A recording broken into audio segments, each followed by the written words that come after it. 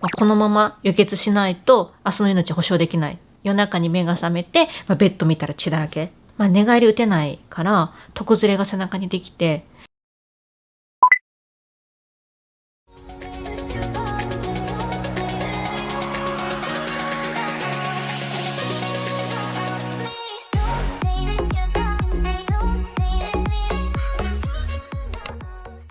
こんにちは。乳がん10年目、余命宣告されても死ぬ気はしないみーぽぽです。はい。で、今日は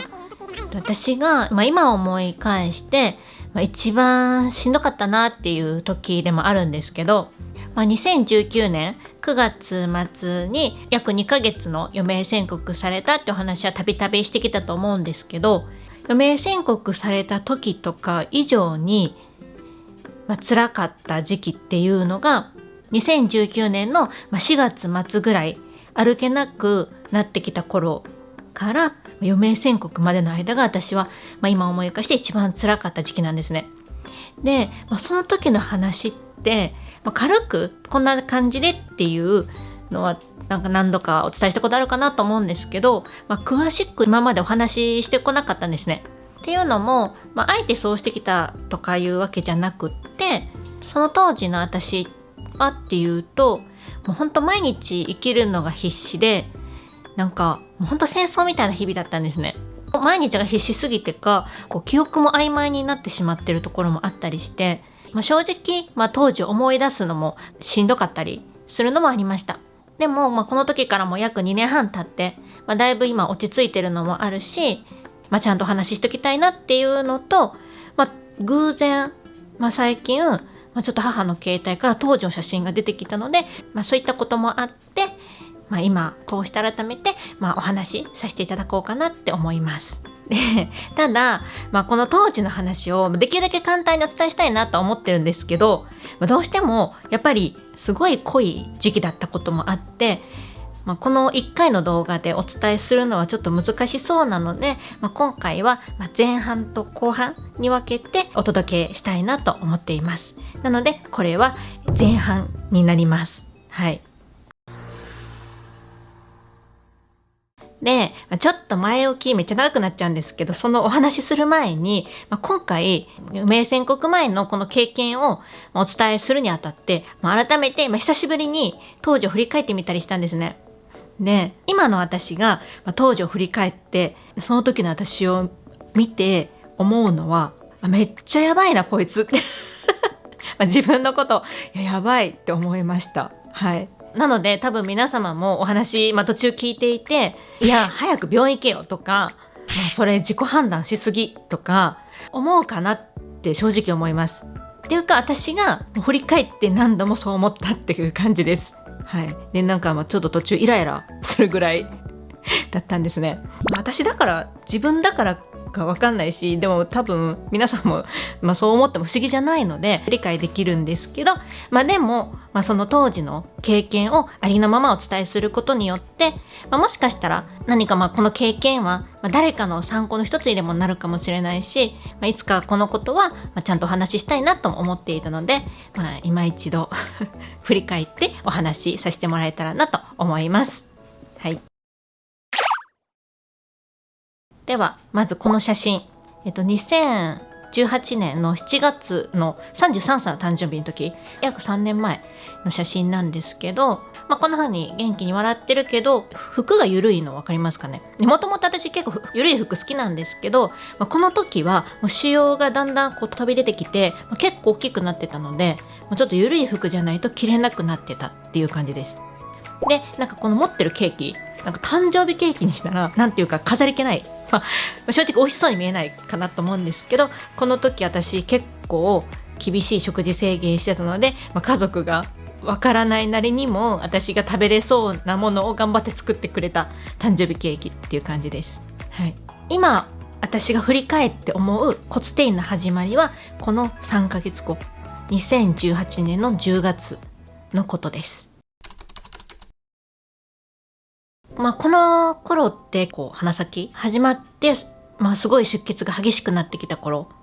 で、2018年の10月ある日出血して、いつもの出血してたんですけど血が止まんなくって、もう多分何時間も、しかも、その時の出血の仕方って、蛇口をひねったような出血の仕方、ブシュってもう目の前にこう水鉄砲で飛ぶぐらいの勢いで2箇所3箇所とか普通にあって、でなんとか母にとりあえず LINE でやばいってことは送って、もうソファに倒れ込んだ時に母が慌てて仕事が帰ってきてくれた時にはもうソファ血だらけ、意識朦朧として顔真っ白みたいな状態、救急車呼んで近くの病院へ運ばれました。で、意識朦朧で運ばれた病院で、このまま輸血しないと明日の命保証できないって言われて、緊急入院で輸血を受けます。もういっぱい突っ込みどころあるんですけど、とりあえずその辺は置いといて、でちょっと話していきますね。この当時の私ってまだ歩くこととか、そういうのもできて、鼻先乳がんがあって、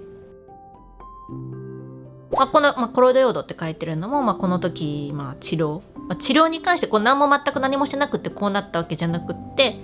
今回その話はちょっと省いてるので、その治療の流れについて気になる方はこの動画とか、見てもらえたらなと思うんですけど、違うことって言ったら時折大出血と腫瘍の激痛が走ることっていう以外は普通に過ごしてました。普通かどうか分かんないけど、それ以外は普通に過ごしてました。なのになんでこの時が、骨転移の始まりかっていうと、この緊急入院の時に初めて私はリクライニングベッドっていうものを経験したんですね。それまで普通のベッドでもちろん家で寝てて、そこの病院で傾斜をつけて寝たら楽に寝れることで、胸をちょっと斜めになることで開かなくていいから安心して寝れる。もう腫瘍が要は飛び出てって突っ張ってる状態が胸開けると結構ピキッて出血出るような感覚があったんですけど、それがちょっと丸まることによってちょっと守られてる感で安心して寝れるなっていうのを覚えたんです。でしかもちょっと傾斜つけることによって寝返り打ちにくくなるので、寝てる時にそんな動かなくなるんですよね。でそんな風に寝たら寝てる時に出血しないってことが分かったんです。でそれまでの私はっていうと、その家のベッドで、寝てて平らなベッドで普通に寝返り打てるので、その時打ちますよね。で多分そんなことしてるうちに大出血して、その血が出てることで夜中に目が覚めて、ベッド見たら血だらけ、泣きながらベッドを掃除してるっていうことが本当にしょっちゅうありました。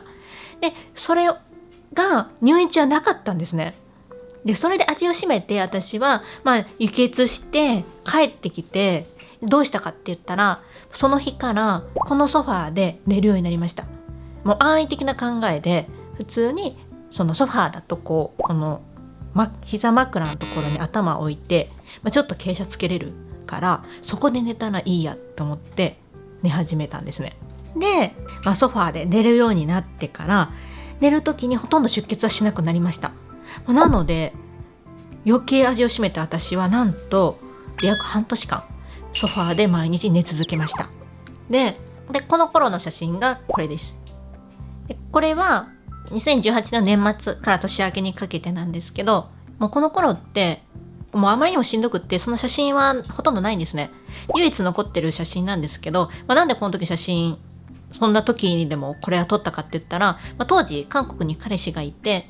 でやっぱ会いに行ったんですよね。そんな感じの私だから会いに行って、でもうやばいんですよ。もうやばいんです。韓国旅行に行ってることも本当やばいんです。頭やばいなっていう感じなんですけど、なんせ行ったんです。でこの、2018年年末、クリスマスあたりに彼氏に会いに韓国に行って、でも韓国に行ってももちろん観光なんてもうほぼできない。ほとんど車移動で、店に入ってご飯とか食べに行くぐらい、外出んのは。あとはだっていきなり出血したりするし、もう車で出血したこともあるし、スタバで並んでたら出血して、もうそのまま急いで慌てて帰ったりもしたし、もうとりあえずもうまともに旅行観光とかはほとんどしてないです。で、でもそれでもなんとか過ごせたのは、彼氏の協力があったからなんですけど、で年明けは一緒に日本に帰ってきて、2019年の年明けは一緒に彼と日本で過ごしてました。でその時の写真なんですけど、この写真とか見てもらったらちょっとやばくないですか？めっちゃガリガリで、この時私めちゃくちゃ厳しい食事制限してたんですね。今思ったら確実進行進んでの痩せ方もあると思うんですけど、その時はまあ食事制限きついからこんだけ痩せてるっていうふうに思ってました、自分で。めっちゃやばい。もう指とか、もう指輪がスッカスカでした、この時。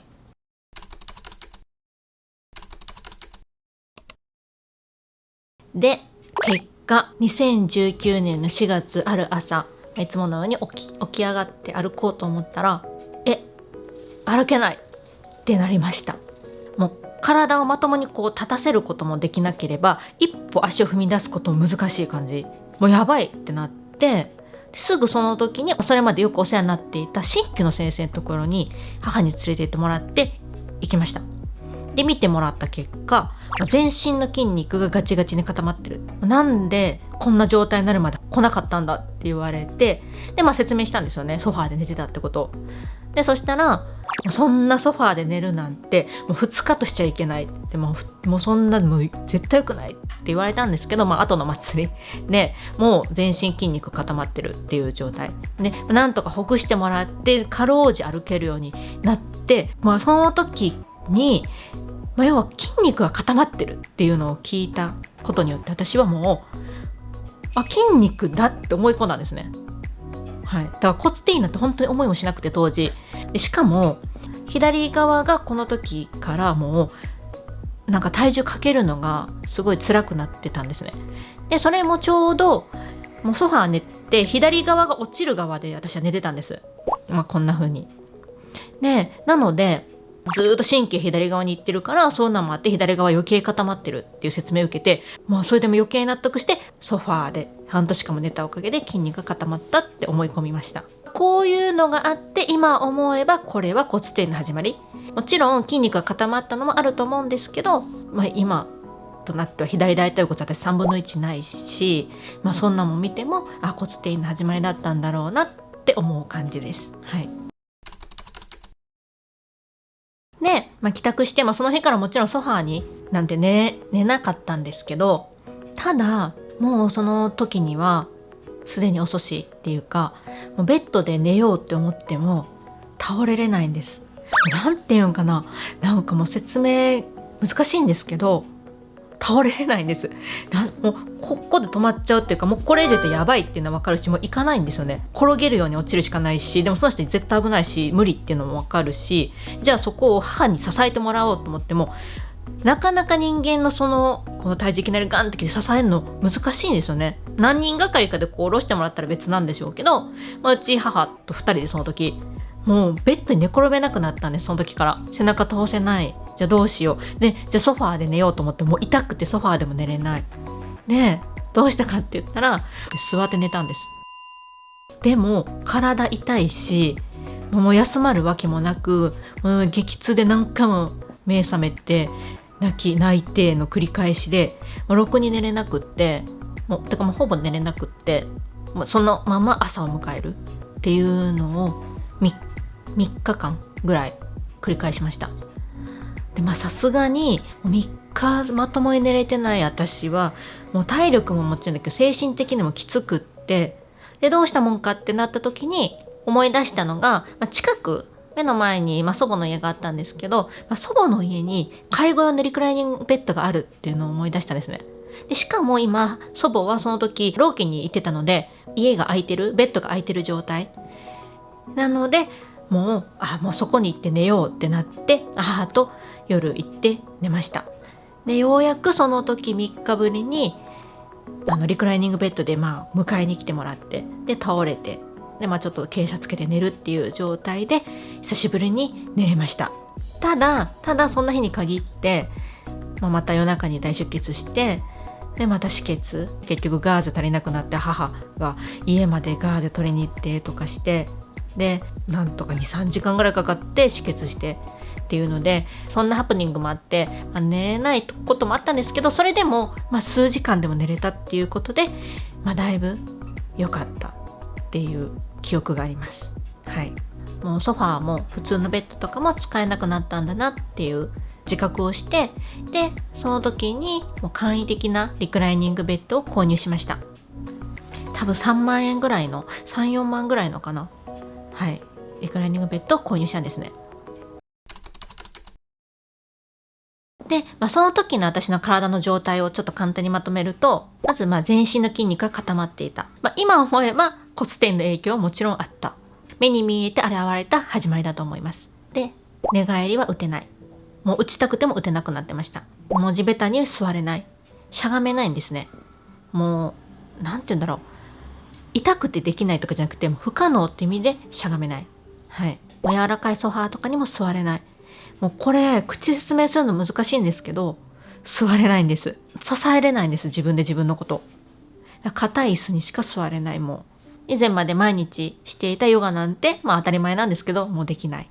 はい。この時はそんな状態でした。リクライニングベッドを購入したことによって、ようやく私は寝れるようにはなったんですけど、でも今さっき言ったように、寝返り打てないから床ずれが背中にできて、で、毎回同じ場所がベッドに当たるんですね。だからもう痛くて、で多分骨転の影響もあって余計痛かったんだと思うんですけど、もうとにかく痛くないポジションを探して寝るっていうのが習慣になってました。だからこれ30分ぐらいかけて母とかニコとか手伝ってもらって、もう腰の下に布団挟んだりとか、もう膝の下になんかこう布団を丸めて置いたりとか、もうとにかく痛くない方法を探して寝るんですけど、やっと寝れたと思ったらまた激痛で泣き叫んで起きるんですね。同じとこずっと多分当たってるから。でまたそれでもう母が起きてきてくれて、またそのポジションを変えて痛くない場所を探して寝る。で時には出血もして、またそこで止血とか、もう本当、戦争のような日々でした。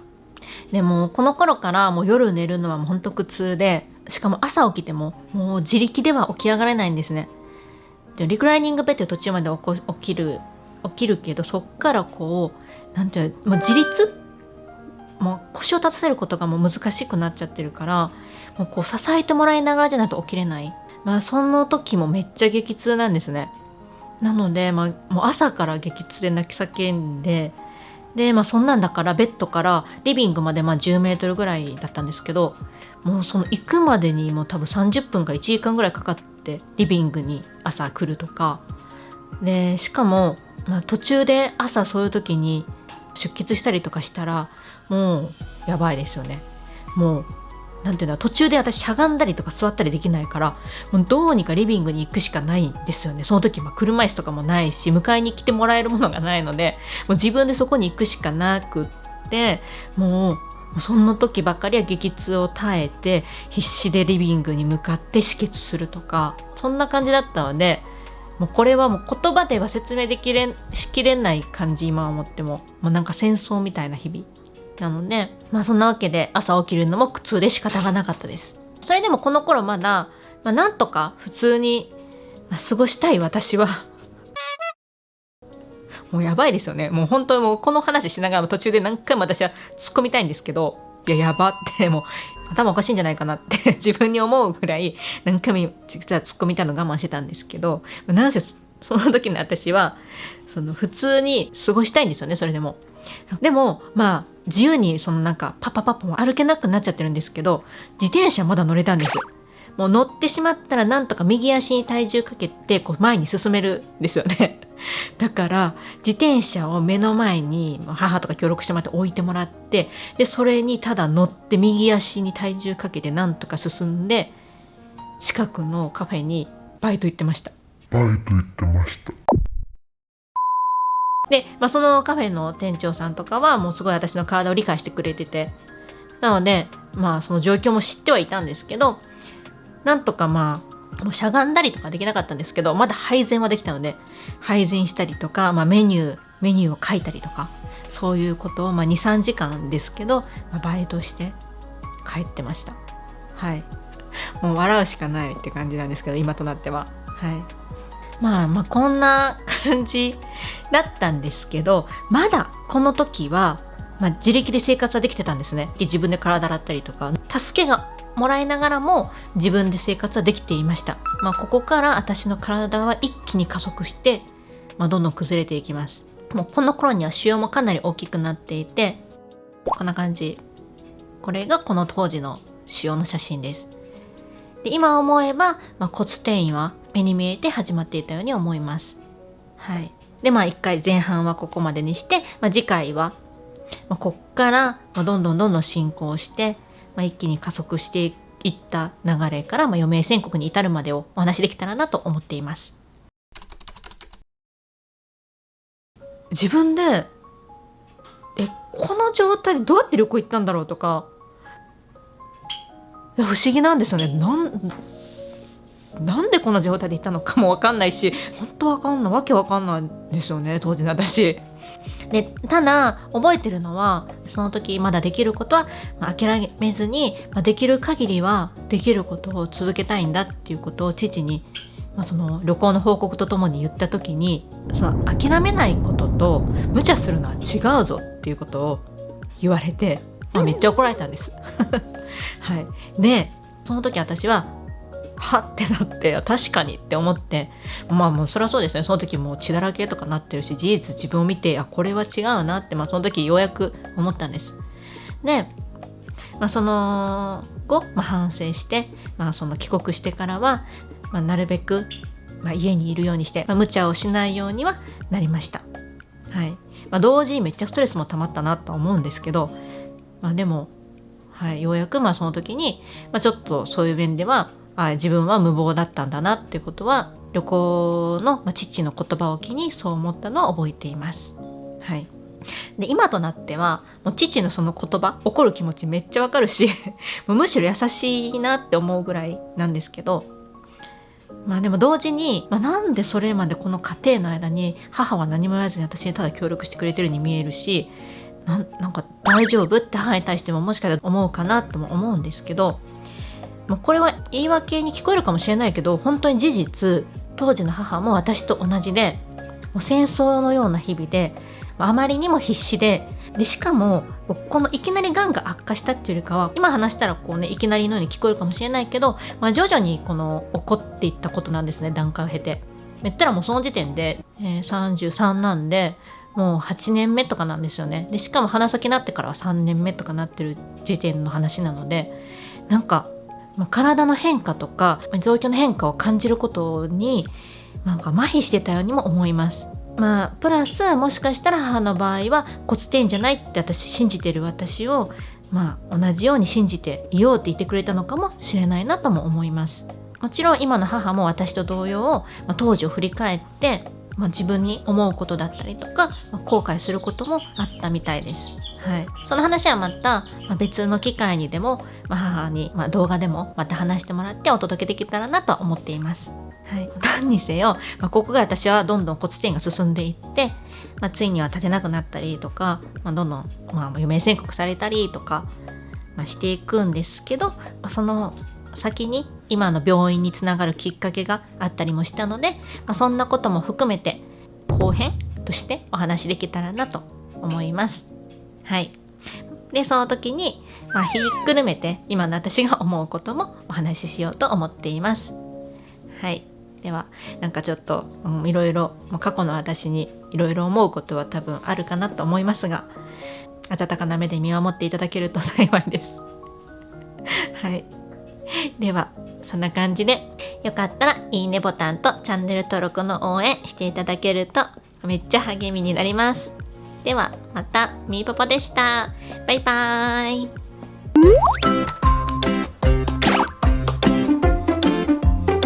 まるで積み木を崩すように、一気に加速して崩れて、進行していったように思います。前回は